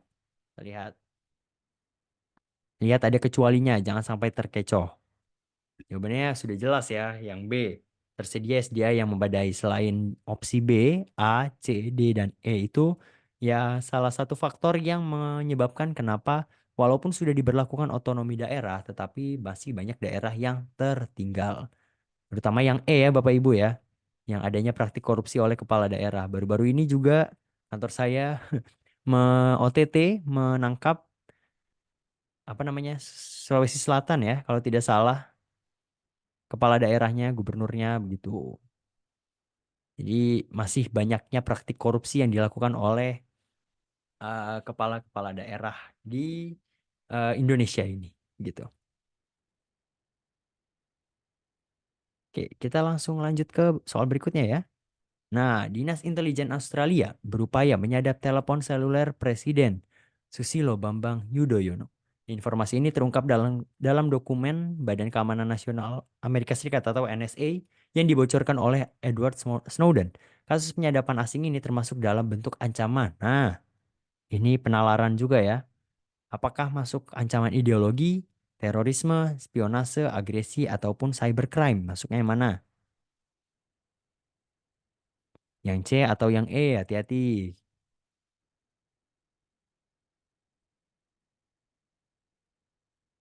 Oke, kita lihat ya. Kita lihat jawaban yang tepat adalah tadi banyak yang jawab C, ada banyak juga yang jawab E. Kita lihat jawaban yang tepat adalah yang C ya, Bapak Ibu ya, yang spionase. Kenapa? Spionase itu pengertian dalam KBBI-nya adalah upaya mengumpulkan data atau informasi rahasia mengenai sebuah negara atau organisasi lainnya tanpa seizin pemilik informasi. Contohnya penyadapan jaringan telepon. Nah, bedanya apa Kak sama yang cybercrime? Contohnya seperti apa yang cybercrime? Cybercrime itu salah satunya judi online, itu masuk ke cybercrime. Terus ada apa lagi ya? Apalagi sih kalau cybercrime tuh eh hate apa namanya? Hate speech itu masuk ke cybercrime. Terus juga ada UU ITE masuknya ke cybercrime. Terus apalagi ya? Penipuan online bisa juga ke apa namanya? Ke cybercrime. Hacker ya, Joska, siapa namanya? Siapa namanya kemarin yang eh rame di internet? Bjorka kok Joska. Bjorka. Nah, itu salah satu bentuk cybercrime juga begitu. Begitu ya, Bapak Ibu semuanya ya. Jadi harus lebih teliti lagi membedakan antara mana yang cybercrime, mana yang termasuk ke spionase gitu. Karena memang kalau kita lihat secara umum begitu, mungkin bisa termasuk dua-duanya, tapi lebih fokus kepada spionase gitu ya. Kalau data yang dicuri rakyat biasa, apakah itu masuknya ke cybercrime gitu? Administratif. Kalau data rakyat hilang masuknya ke cybercrime ya, Bapak Ibu ya. Itu udah masuk kasus apa namanya kejahatan siber gitu. Oke, kita lanjut ke soal berikutnya. Nah, sudah panjang nih soalnya. Langsung kita lihat soalnya. Apa upaya yang dapat dilakukan terkait masalah tersebut? Ah, dia nanya masalah. Berarti kita baca dulu masalahnya apa. Dalam mempermudah pelaksanaan pemerintah dan pelayanan publik wilayah Indonesia terdiri dari 34 provinsi. Setiap provinsi memiliki kondisi sumber daya alam, potensi serta kebutuhan tersendiri dengan corak kehidupan masyarakatnya. Di satu sisi terdapat daerah dengan kondisi pendidikan dan pelayanan kesehatan yang kurang memadai.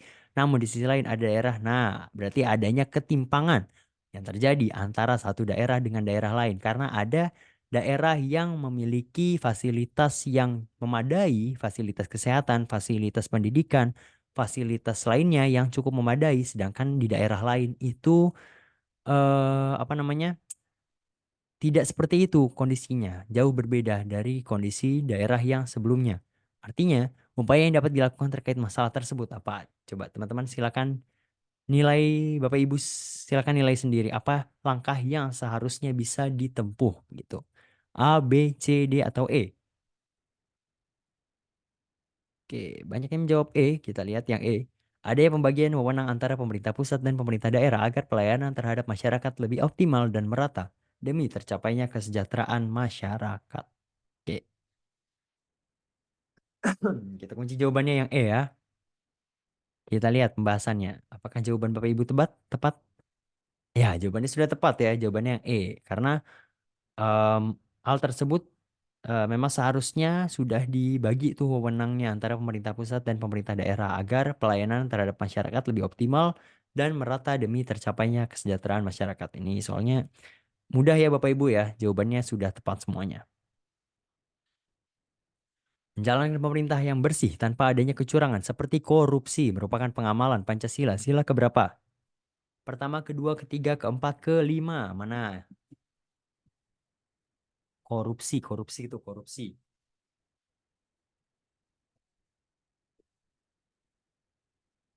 Apakah pertama, apakah kedua, apakah ketiga, apakah keempat, apakah kelima?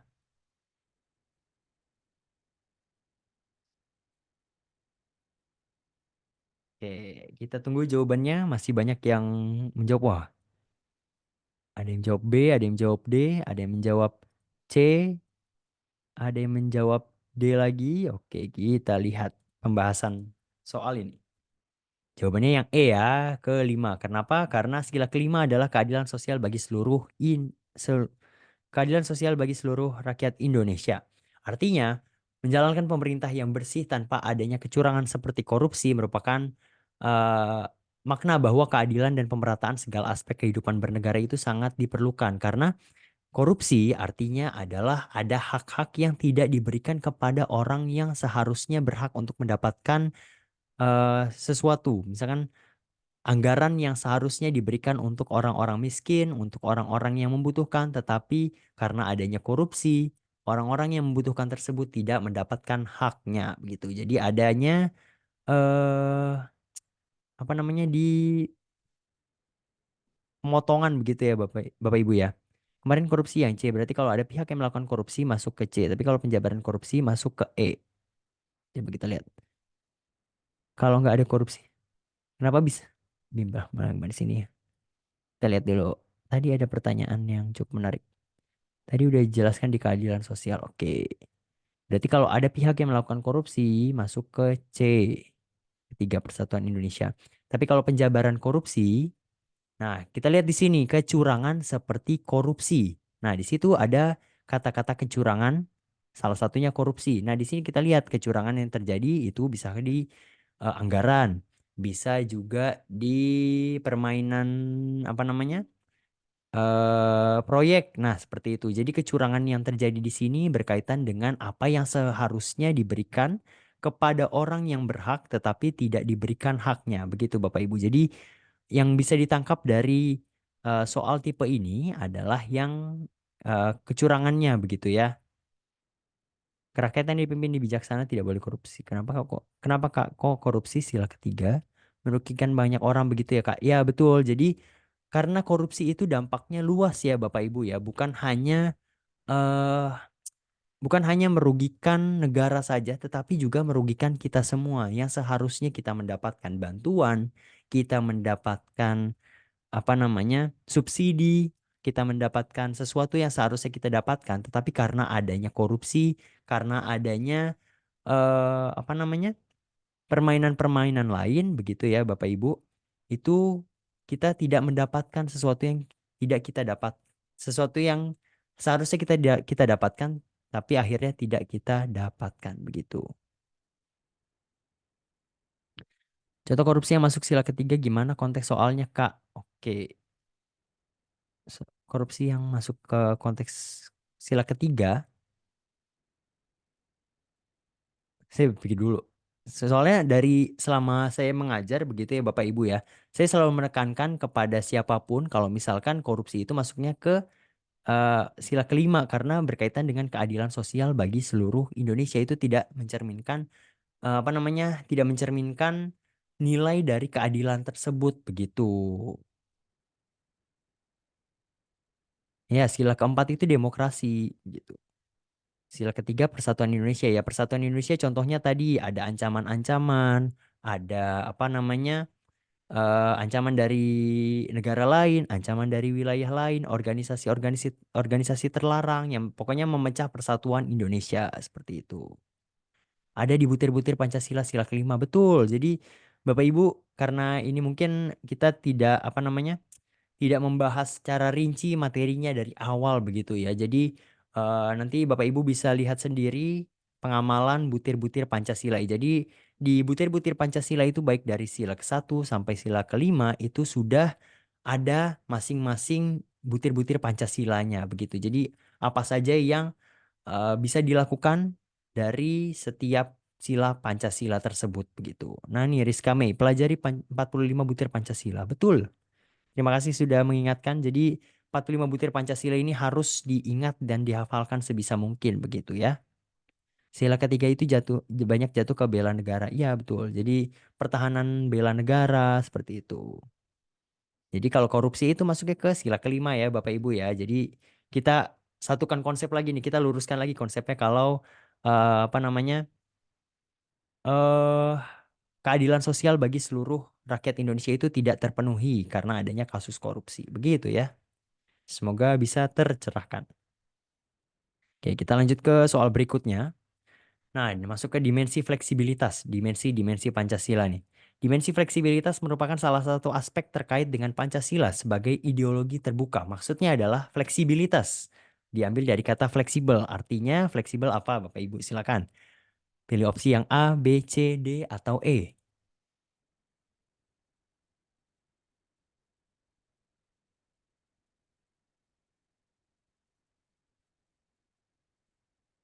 Oke, nah kita lihat ya. Oke, jawabannya rata-rata sudah tepat nih. Tadi kata kuncinya ada di kata fleksibel ya Bapak Ibu ya. Fleksibilitas, fleksibel artinya adalah yang jawaban yang ini seharusnya dibaca sekalipun sudah ketemu jawabannya. Jawabannya yang C ya, tepat ya. Mencerminkan kemampuan sebuah ideologi untuk menyesuaikan diri dengan perkembangan yang ada di masyarakat. Fleksibel artinya mampu menyesuaikan diri dengan zaman, begitu perkembangan zaman. Nah, karena kita sudah membahas tentang dimensi fleksibilitas, kita bahas dengan apa namanya dimensi-dimensi lainnya yang berkaitan dengan Pancasila. Jadi ada dimensi realitas, ada dimensi idealisme dan dimensi fleksibilitas. Dimensi realitas artinya nilai-nilai dasar yang dikandung oleh ideologi tersebut adalah nyata mengakar dalam masyarakat Indonesia. Contohnya seperti apa sih Kak? Maksudnya seperti apa dimensi realitas itu?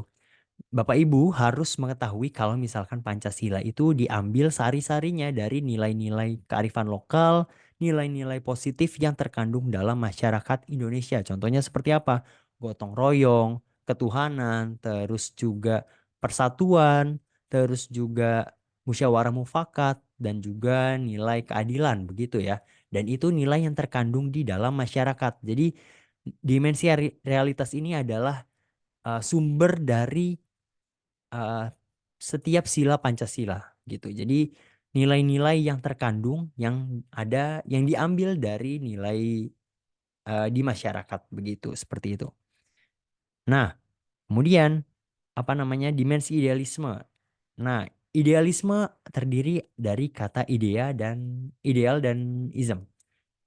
Artinya adalah idea itu merupakan cita-cita, harapan, atau kata lainnya selain cita-cita, harapan, mimpi ya, Bapak Ibu ya. Cita-cita, harapan, mimpi. Nah, apa sih maksudnya cita-cita, harapan, mimpi?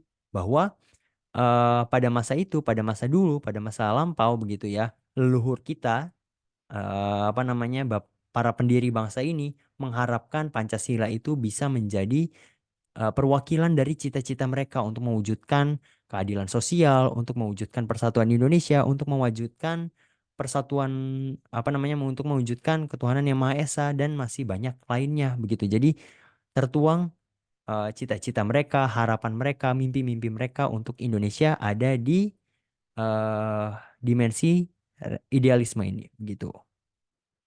Kemudian dimensi fleksibilitas tadi ya fleksibel bahwa nilai-nilai Pancasila itu meskipun dari tahun 1945 sekalipun itu tetap bisa disesuaikan nilai-nilainya implementasinya dengan saat ini. Sampai di 2024 pun nilai-nilai Pancasila itu masih relevan begitu ya, menyesuaikan dengan perkembangan zaman tanpa harus kehilangan jati diri atau hakikat yang dikandung begitu. Oke, kita lihat kolom chat seperti sudah ramai. Oh, nih. Saya yakin di grup ini skornya di atas 480 semua. Amin. Amin ya rabbal alamin. Semoga ya Bapak Ibu ya. Semoga rezekinya tahun ini eh mendapatkan mendapatkan instansi dan juga formasi impian Bapak Ibu semuanya. Amin.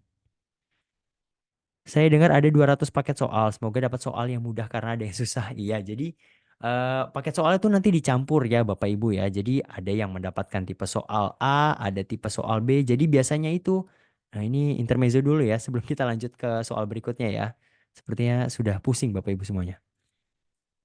Kita jadi nanti tuh Bapak Ibu sudah bagi yang Bapak Ibu yang baru pertama kali mengikuti SKD, jadi nanti Bapak Ibu akan berada di satu ruangan yang sama begitu ya, di biasanya di aula, di ruangan yang luas begitu. Nah, nanti ada laptop ataupun komputer. Jadi di sini ada dua baris biasanya seperti itu. Nih, seperti ini, seret, seret, seret, seret, seret. Biasanya antara 5 sampai 10 baris begitu ya. 5 sampai 10 orang di dalam satu barisan.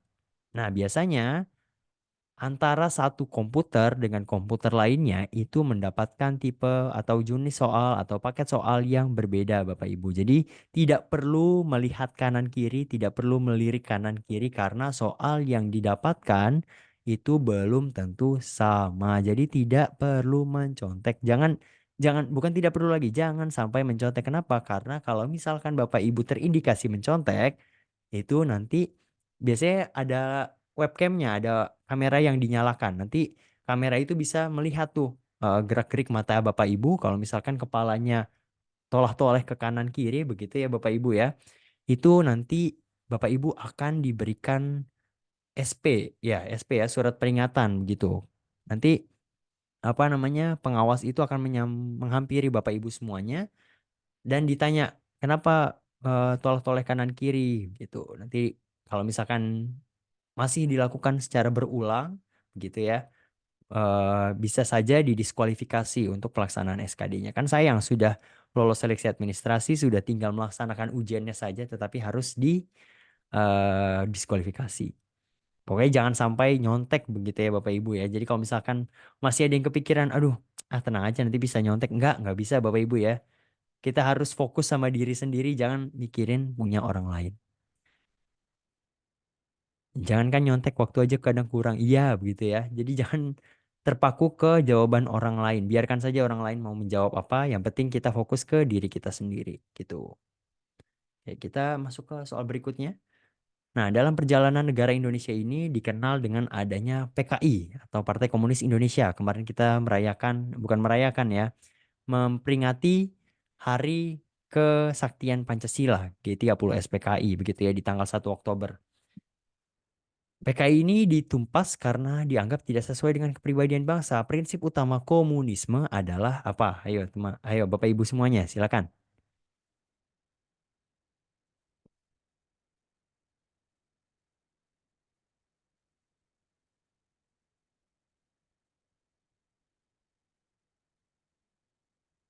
Silakan. Komunisme artinya apa sih Bapak Ibu? Saya yakin Bapak Ibu ini lahir lebih dulu daripada saya dan mungkin ada yang menjadi saksi ketika peristiwa apa namanya? Peristiwa G30 SPKI itu berlangsung gitu ya, mendengar cerita dari orang tuanya langsung atau mungkin menjadi saksi hidup dari G30 SPKI itu. Jadi seharusnya sudah mengetahui tuh apa saja komunisme, apa saja paham-paham komunisme, apa yang diajarkan di komunisme itu. Terlebih lagi ketika masa Presiden Soeharto begitu ya, yang namanya komunis itu sangat ditumpas habis begitu ya, sampai keturunan-keturunannya, keturunan anak cucu cicitnya bahkan sekalipun itu eh di apa ya, dimusnahkan, dihanguskan gitu ya Bapak Ibu ya. Kalau jadi saksi nggak cukup ke usianya tuh ikut CPNS tahun ini, iya juga sih betul-betul. Maksudnya pas selama pemerintahan era Soeharto gitu ya. Paling muda ya kelahiran 1965 Kak.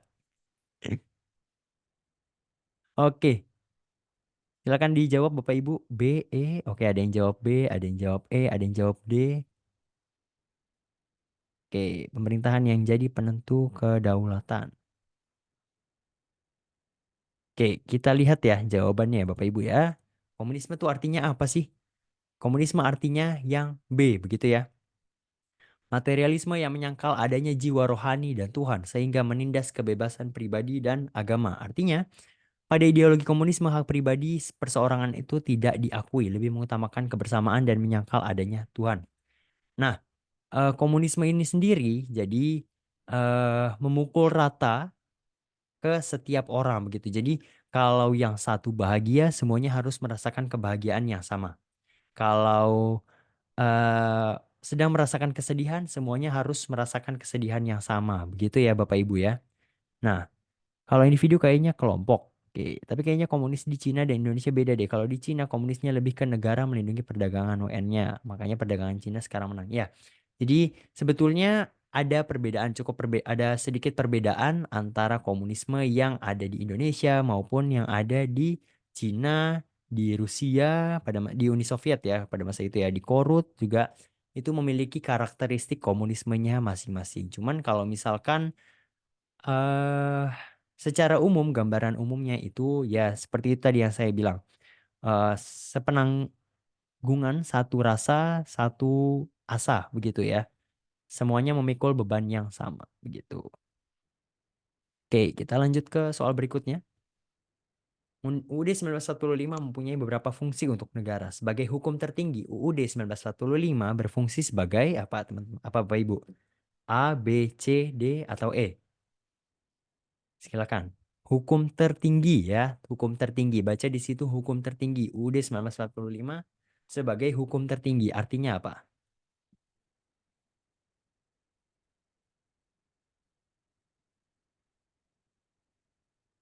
Oke, ada yang jawab A, ada yang jawab B.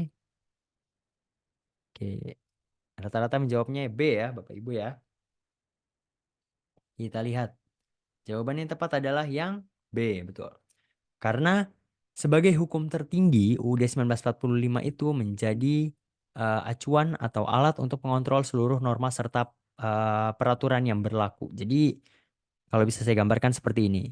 Jadi di dalam aturan hukum itu ada yang namanya piramida hukum, Bapak Ibu. Nih ya, maaf agak gambarnya jelek karena saya pakai mouse. Jadi ada tingkatan-tingkatan hukum. Yang pertama itu adalah UUD 1945. UUD 1945. Di bawahnya ada undang-undang, UU, atau Perpu, peraturan pengganti undang-undang. Aduh, nulisnya susah nih kalau pakai mouse. Perpu. Di bawahnya lagi ada yang namanya eh Perpres gitu ya. Perpres, Kepres, pokoknya peraturan pemerintah. PP. Di sini ada PP, peraturan pemerintah. Terus bawahnya lagi ada Kepres, ada juga apa namanya? Ya, pokoknya peraturan yang berkaitan dengan kepala negara begitu. Nah, di bawahnya lagi ada Perda, peraturan daerah. Bisa peraturan provinsi, peraturan kota, itu masing-masing memiliki peraturannya tersendiri begitu ya. Perda. Di bawahnya ada turunannya. Perwalkot, peraturan apalagi ya? Pergub, peraturan gubernur, peraturan wali kota. Nah, itu ada di bawahnya lagi. Peraturan apa namanya ya istilahnya ya? Pemimpin daerah, Pemda, pemerintahan daerah. Nah, jadi artinya apa begitu? Apa namanya? Artinya apa? Piramida ini Kak, artinya apa? Nah, artinya tingkatan yang di bawah ini tidak boleh tidak boleh berlawanan dengan tingkat yang di atasnya gitu. Kalau di dalam asas hukum ada yang namanya lex specialis derogat legi inferior. Hukum yang tingkatannya berada lebih superior, lebih apa ya levelnya lebih di atas itu tidak boleh dilangkahi oleh hukum yang sifatnya lebih lemah begitu Bapak Ibu. Perpres ada di mana Kak? Perpres itu di tingkatan tiga ini nih.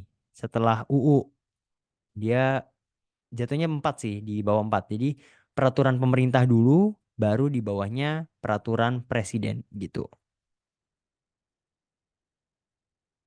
Nah, artinya dari piramida ini, ketika membuat peraturan, misalkan di sini yang peraturan paling bawah ya, peraturan wali kota, misalkan seperti itu.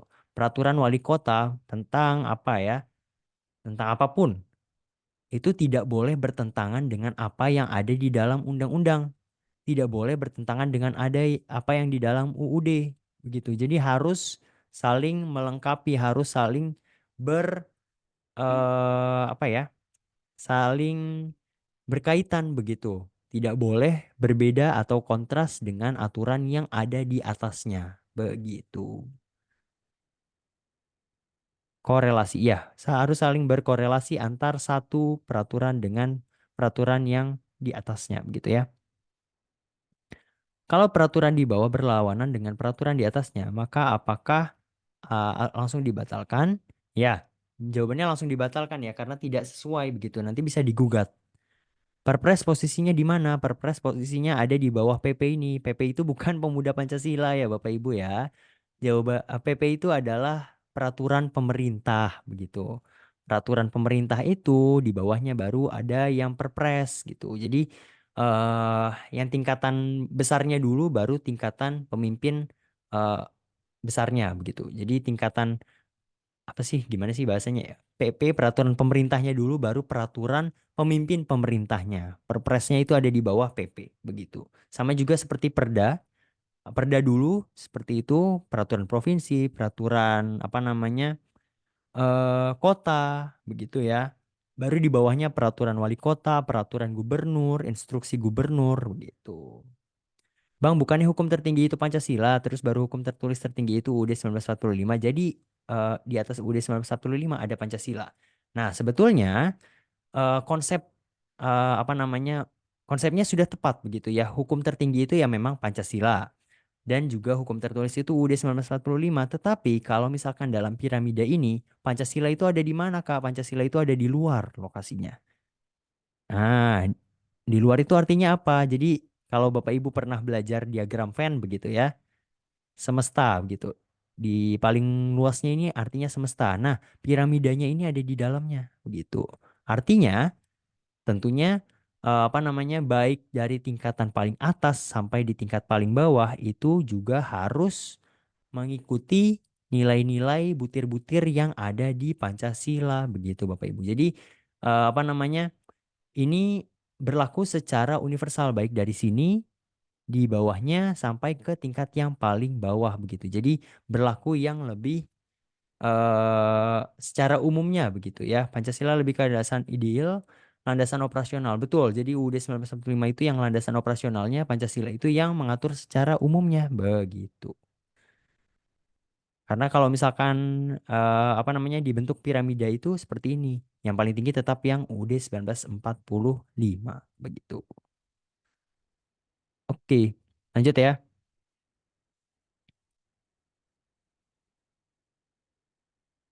Nah, setelah BPUPK ini tanggal nih, biasanya hafalan tipe soalnya seperti ini.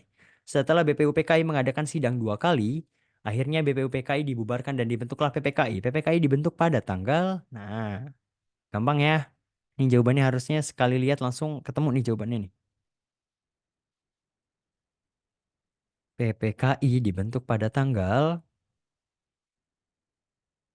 oke, jawabannya, udah jawabannya udah pada langsung yang A ya, udah tepat ya. Jawabannya yang tepat adalah yang A, 7 Agustus 1945. PPKI, bahasa Jepangnya Dokuritsu Junbi Inkai, bertugas untuk mempersiapkan kemerdekaan Indonesia, diketuai oleh Insinyur Soekarno dan anggotanya 21 orang. Nah, ini untuk tanggal-tanggal yang cukup penting untuk diingat oleh Bapak Ibu. 1 Juni itu adalah hari lahirnya Pancasila atau Soekarno mengusulkan dasar negara pada tanggal 1 Juni 1945. 18 Agustus ada sidang PPKI pertama, 22 Agustus itu sidang PPKI ketiga, dan 22 Juni Panitia 9 menghasilkan yang namanya Piagam Jakarta atau Jakarta Charter gitu ya. Ini seharus sudah di luar kepala.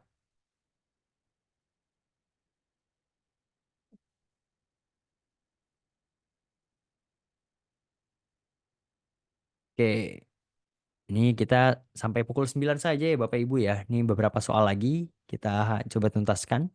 UUD 1945 mempunyai beberapa fungsi untuk negara. Sebagai hukum tertinggi, UUD 1945 berfungsi sebagai apa?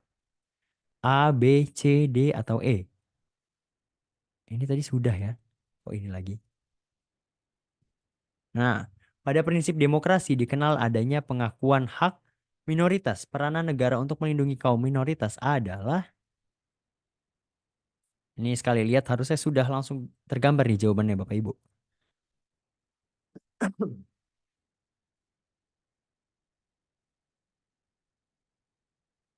Ya, jawabannya yang tepat yang A ya. Langsung saja kita masuk ke pembahasannya.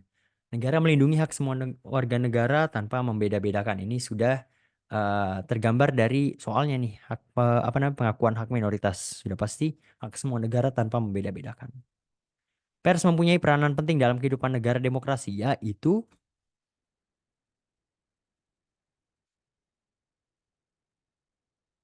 pers. Pers artinya ya wartawan. Habis itu ada apa namanya yang berkaitan dengan media. Sudah ada jawabannya ya, sudah lah ya. A. Pers mengawasi perilaku seluruh lapisan masyarakat baik tingkat bawah, menengah, atas agar yang dilakukan tidak menyimpang dari norma yang berlaku di masyarakat. Nah, memupuk rasa nasionalisme kebangsaan bagi masyarakat Indonesia berdasarkan keberagaman suku, agama, ras, dan antar golongan agar, ini juga sekali lihat harusnya langsung tergambar jawabannya apa ya. Tidak perlu makan waktu nih kalau tipe-tipe soalnya seperti ini.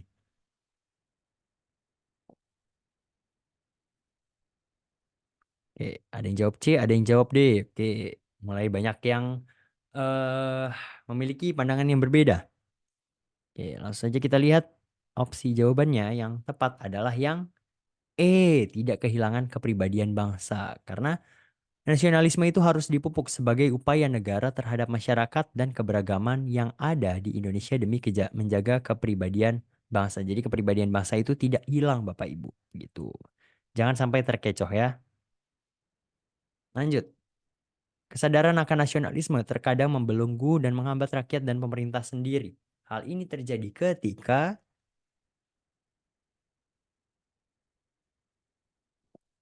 ayo A, B, C, D atau E.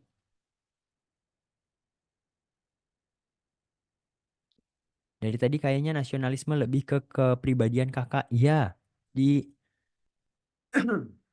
biasanya apa namanya? Sekarang itu sudah tidak terlalu banyak begitu ya untuk soal tipe-tipe soal untuk undang-undang, untuk tipe-tipe soal hafalan itu sudah tidak terlalu banyak seperti zaman-zaman saya dulu SKD. Sekarang itu lebih ke tipe-tipe soal yang seperti ini yang berkaitan dengan penalaran, analisis seperti itu. Jadi membutuhkan tingkat pemahaman yang lebih jauh. Jawabannya kita lihat langsung ya.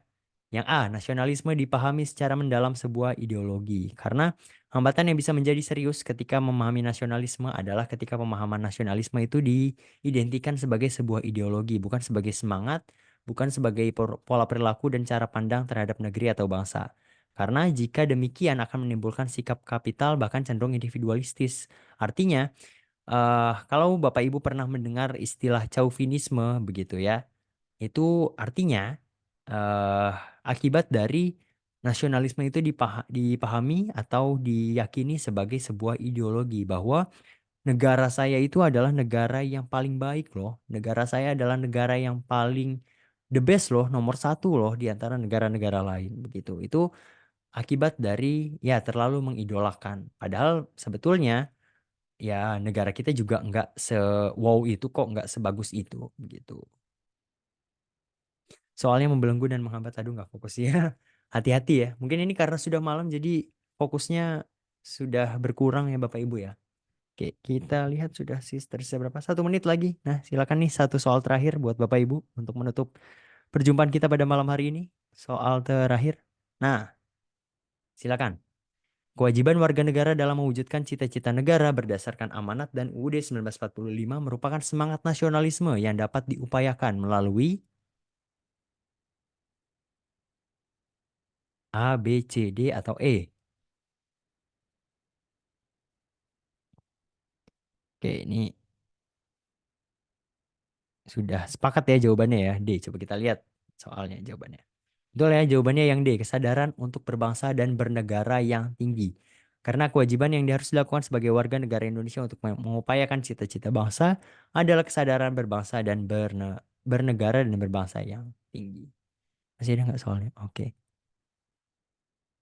Nah, ini masih banyak lagi sih sebetulnya soalnya, cuman karena waktu sudah menunjukkan pukul 9 ya Bapak Ibu ya. Dan teman-teman kita, Bapak Ibu yang berada di zona wilayah WITA maupun WIT sudah lebih dulu.